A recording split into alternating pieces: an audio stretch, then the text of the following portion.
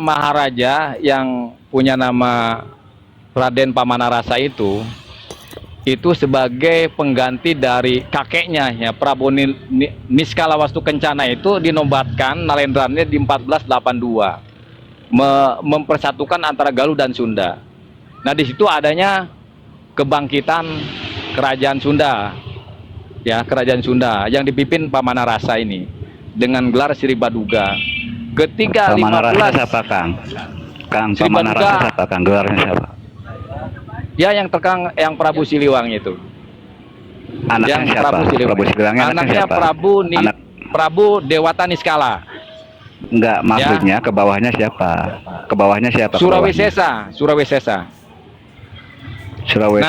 Surawisesa itu mana? Kan dari gini kan, dari Pamanarasa ke Surawisesa 15 tahun. Surawisesa ke Prabu Sakti, ke Ratu Sakti, dari Ratu Dewata, Dewata ke Prabu Nilakendra, dari Prabu Nilakendra ke Prabu Ragamulya, gitu.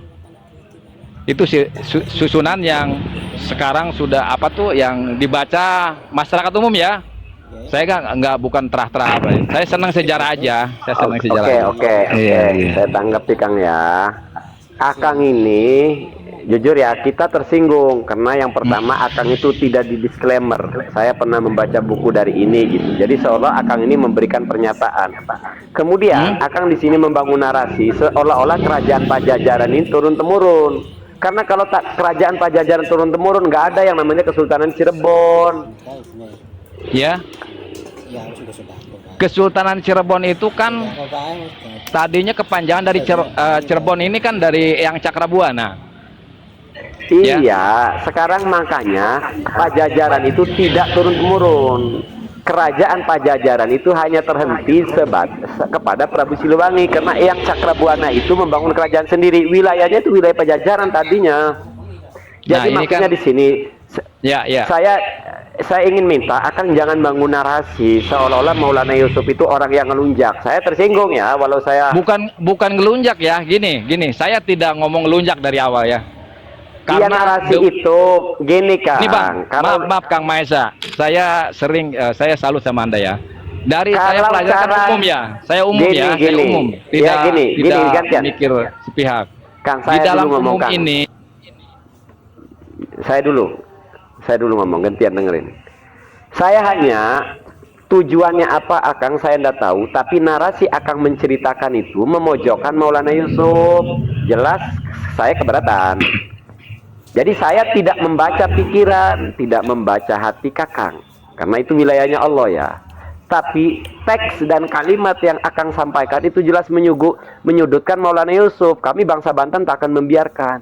Jadi jangan narasinya bahwa Banten menyerang Pajajaran, karena itu cerita dagelan.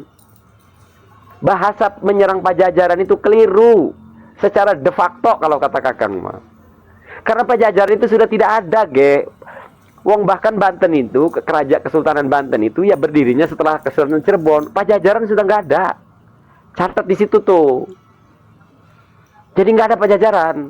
Nah, silahkan gunakan karena memang saya sih paham sebenarnya arahnya, tapi pengennya saya Akang yang menarasikan, silahkan. Tapi tolong jangan sebut Maulana Yusuf menyerang Pajajaran, itu saja yang perlu diklarifikasi. Baru nanti kita boleh bisa ngobrol nyambung. Ya. On cam, ulangi lagi. Mic dibuka ya. Saya hanya keberatan itu saja. Mic dibuka dulu. Ya. Jadi saya ini hanya membaca, saya pencinta sejarah ya. Ketika ada yang kurang benar, luruskan, gitu kan. Jadi gini, ketika saya mempelajari sejarah, saya senang sejarah ya. Ketika Eyang Prabu Siliwangi itu tidak menjabat lagi, tepatnya di tahun 1522 ya, itu masuknya namanya Portugis melalui Sunda Kelapa, tepatnya di situ ada Tugu Padrau bilateral antara Sunda dengan Portugis ya. Nah mulai di situ saya lihat ada terpecah Cirebon dengan Surawisesa, anak dari Raden Pamanarasa dengan Kentring Manik gitu. Nah di situ ada ada gap gitu loh kalau di dalam konsep sejarah ya. Saya mempelajari kedua-duanya ya. Gini aja Saya mempelajari dari Surawisesa, saya mempelajari dari Kang, gini aja Kang. Ini Kang coba nanti pelajarin manuskrip yang lain. Ini saya rasa manuskrip Kang masih rada mentah dan tolong jangan dibahas lagi. Sekarang yang dibahas intinya saja. Intinya ini ingin apa masalah tanah atau bukan ini? Gimana Pak? Intinya apa? Pembicaraan Akang ini. Oh, intinya gini apa? aja. Poinnya. Intinya gini aja. Saya mendukung Kang Mahesa. Oh ya, ya sudah. Saya mendukung Kang Mahesa. Ya udah. Oke ya. Saya mendukung Karawang. Jadi Karawang siap lah. Oke. Ya. Karawang itu sekarang mah sudah lagi tidak relevan Kang. Kalau ya khazanah keilmuan, Mataram, Pajajaran itu sah untuk didiskusikan ya sebagai sejarah ya. Tapi kita ini tidak hanya berbicara sejarah. Sekarang adalah sejarah yang kita pakai jalan untuk bergerak gitu ya. Maka Pajajaran itu saya kira Akang juga sudah sepakat tadi. Pajajaran itu nggak ada turun temurunnya, udah nggak ada pewarisnya. Pajajaran itu udah selesai sama Eyang Prabu Siliwangi sampai di situ gitu loh. Kenapa saya hanya meluruskan sedikit saja ya tadi tentang menyerang Pajajaran, padahal bukan menyerang Pajajaran itu ya. Tapi nanti kalau dibahas juga panjang ya, dan bukan sesuatu yang edukatif juga buat masyarakat. Sekarang mah fokus bagaimana peran kerajaan dan kesultanan ini berfungsi sebagai penasehatkah. Artinya raja dan sultan di setiap wilayah ikut dilibatkan oleh pemerintah mengelola wilayahnya masing-masing. Setuju. Nah, fokus di situ Kang. Oke, saya mohon maaf tadi tidak mengikuti awal. Saya begitu lihat Mahesa masuk gitu. Waktu Jadi, kemarin saya masalah tanah yang di Karawang itu propending itu yang saya pertanyakan itu. Justru kalau berbicara Pajajaran, ya bukannya kita nyombong Kang. Orang yang paling berhak mengklaim itu berarti Sultan kami. Sultan kami mempunyai stempelnya. Cirebon. Apa Banten? Pajajaran. Stempel yang Prabu Siliwangi. Ya iya Sultan kami yang megang. Tapi kan isi Banten itu sudah apa mana Pak? Banten apa Cirebon? Kasepuan Cirebon. Oh, tapi iya, ya sudahlah, itu kan hanya sekarang jadi aksesoris bersejarah ya. Aksesoris bersejarah ya. Kita juga hanya melihat sebagai sejarahnya saja kan. Karena stempel itu sudah tidak berlaku kan sekarang kan. Sudah tidak berlaku. Sekarang mah wis fokus. Kenapa tidak berlaku? Ya dijual buat apa? Mau dibawa ke presiden juga nggak ngaruh apa-apa. Maksud tidak berlaku itu ya. Sebagai sejarah yang sebagai benda yang memiliki nilai histori.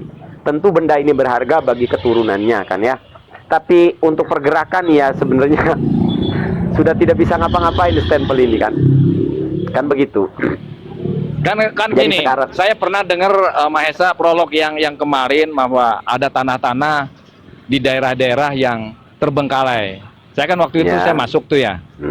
Termasuk di Karawang itu ribuan hektar ya. Dan sampai hari ini saya masih memanfaatkan tanah yang kosong itu yang sekarang jadi bermasalah lah katanya di elit. Tapi kami masih menanam mempergunakan itu untuk jagung, sayur-sayuran gitu. Nah, itu pernah saya waktu 3 hari kemarin kan masuk ke Pangamahesa. Saya belum paham masalah tanah itu status legalitasnya seperti apa. Yang jelas kami menggarap aja gitu, tidak mengeksplorasi gitu, memanfaatkan tanah tersebut gitu. Yang jelas kalau Akang bertanya status legalitasnya, tanah itu tidak memiliki legalitas untuk dimiliki oleh pribadi atau perusahaan manapun Kang. Betul. Karena jelas tanah itu tanah kesultanan dan keraton. Maka tanah itu secara hukum kan berarti tanah ulayat, tanah adat. Maka boleh sebenarnya masyarakat memfungsikan tanah-tanah tersebut ya untuk kepentingan masyarakat. Gitu. Nah, masyarakat bawah mah nggak paham, Bang. Masyarakat bawah mah nggak paham. Dijelaskan apapun nggak paham.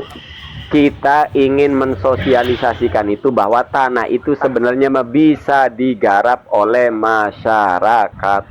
Dan Sultan kami siap membantu dan melindungi rakyatnya, masyarakatnya kalau mau izin menggarap. Karena kami masih menggarap kalau langsung masih menggarap. Ya Akang itu kalau nanti elit simak mau dipakai, maka akan bermasalah itu nanti digugat, ya kan? Karena mereka pemegang HGU-nya kan.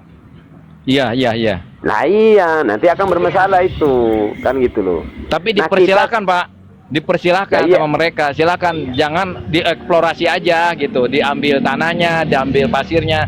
Kalau untuk tanaman silakan katanya gitu. Ya iya, karena mereka nilai, bagi mereka tanaman-tanam itu nggak ada nilainya kan gitu, bagi warga doang. Dan Iya, bahkan mestinya tidak hanya yang ngerti, seluruh masyarakat mestinya boleh menggarap itu. Seluruh masyarakat, jadi dibagi rata aja, misalnya di kelurahan tempat tersebut, didata warganya, kebagian berapa hektar, silakan dikelola, diambil kekayaannya. Iya. Iya, yang Sudah, penting jangan sudah, dikeruk lah. Oh, sudah.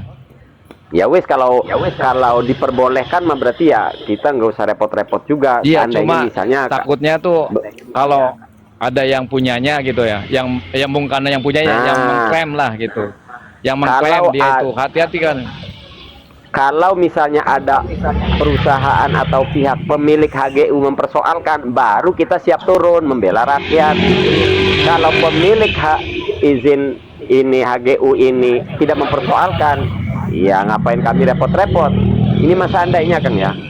Masyarakat ingin menggarap lahan itu, lalu dipersoalkan oleh pemilik HGU misalnya. Kami siap turun di lapangan, kami siap tempur dengan pihak manapun, kami bela rakyat. Sip. Gitu. Sip. Alhamdulillah enggak, Mas. Cuma tanahnya kan nggak ada air. Kita itu kesulitan air. Makasih. Jadi Cuma- gini Kang. Halo Kirasa. Ya, ya. Sebetulnya ketika itu HGU berarti hak guna usaha. Kalau memang rakyat di situ ingin mengelola tanah tersebut, maka Akang coba ke desa mencari alas hak atau riwayat tanah tersebut itu milik siapa. Nah, nanti setelah itu mungkin dari Kesultanan bisa membantu tentang surat-surat tersebut nantinya. Begitu Kang. Kalau Akang nanti setelah ditemukan di masyarakat bahwa ini adalah alas haknya itu memang ada riwayat tanahnya yang punya, nah maka Akang bisa sounding nanti ke sana, ke Kesultanan. Karena tanah-tanah yang tidak bertuan itu sebetulnya tidak bertuan, tapi memang ada tuannya, ada riwayatnya. Tapi kalau memang yang HGU-nya tidak bermasalah, ya garap aja Kang, nggak masalah. Garap aja ya. Kalau masalah namanya kami belum jelas ya, berseliweran lah. Cuma itu tadinya tanahnya kan kebun karet Bang, yang 1064 hektar. Nah terus di tahun 90-an itu ditebang, mau dijadikan kota gitu loh. Nah terus 98 Akang untuk berhenti gitu. Akang untuk selanjutnya boleh DM ke Kang Mahesa aja ya, atau ke saya. Ya, oke. Ya, Kang Kirasa obrolannya sampai di situ aja ya. Mohon maaf Oke, ya. siap, Kalau siap. pengen lebih lanjut ke Kang Umar aja DM ke Kang Umar. Kang Siap, Umar ya. siap. Tidak semua diomongin di publik. Siap. Tapi yang Oke jelas, Bang, makasih Kang Mahesa. Yang yang jelas jelas, saya itu dukung perjuangan kami siap Kang Mahesa. membela rakyat. Ya. Kami siap membela rakyat. Siap. Oke. Intinya di situ. Kerawang siap mendukung Kang Siap. Mahesa. Rapatkan barisan. Sosialisasi aja dulu ke Yo. masyarakat, Kang. Yo. Sosialisasi ke Ya, masyarakat. Assalamualaikum. Kami siap. Ya, Assalamualaikum. waalaikumsalam.